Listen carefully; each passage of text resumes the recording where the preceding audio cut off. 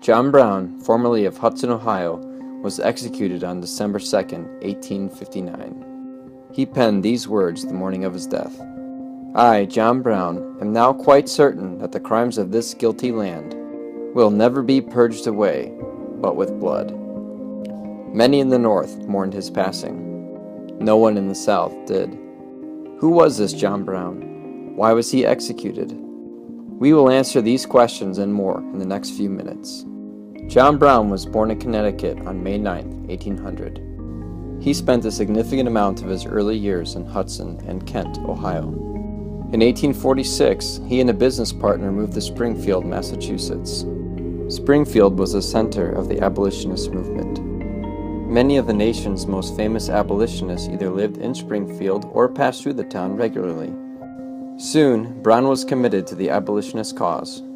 He eventually became acquainted with people like Frederick Douglass, Harriet Tubman, and William Lloyd Garrison. Brown became convinced that slavery was a sin against God, and that God was calling him to fight against slavery and set the slaves free. In 1855, Brown left for Kansas to join anti-slavery forces there, including his adult sons.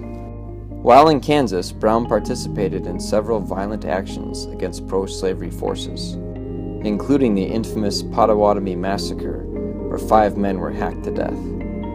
Eventually, Brown returned to New England to begin raising funds and recruits for a new idea.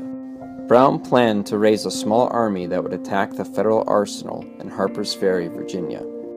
There were thousands of weapons stored at the arsenal. Brown's plan was to seize those weapons, distribute them to nearby slaves, and begin a massive slave revolt that would end slavery in the South. Even though he couldn't recruit the number of people he hoped for, Brown set his plan in motion on October 16, 1859. Initially, the raid went well. Brown and his 21 followers seized the train depot, the town bridge, and the arsenal. However, things quickly fell apart. When a train approached the station, Brown and his men killed the baggage master, Hayward Shepherd. Shepherd, ironically, was a free black man. The train passed through the station and sent a message by telegraph. News of Brown's attack eventually reached Washington, D.C. The Secretary of War sent U.S. Marines under the command of a Colonel Robert E. Lee to take back the arsenal. Meanwhile, few slaves responded to Brown's call to take up arms and begin a rebellion. Instead, the local militia began to fire on Brown and his men. Brown moved his men to the town fire engine house. On the morning of October 18th, U.S. Marines arrived.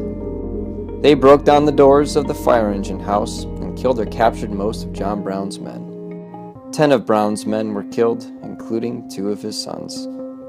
5 escaped. 7 were captured, including Brown himself.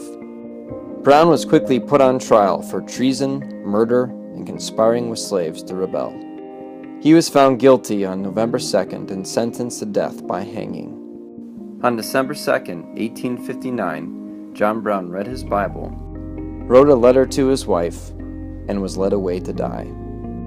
He was hanged at 11:15 in the morning. In the North, memorial meetings were held, church bells tolled in his honor, and many took to newspapers praising Brown. In the South, Brown was seen as a terrorist who had tried to kill them by encouraging slaves to revolt. They feared that Brown was the first of many abolitionists who would try similar schemes in the future. Many Southerners also feared that Brown revealed the true intentions of many in the North, including members of the Republican Party. John Brown's raid further split an already deeply divided nation. Only one more push would be needed to lead the United States to civil war. That push was the election of 1860. And that's the story of John Brown.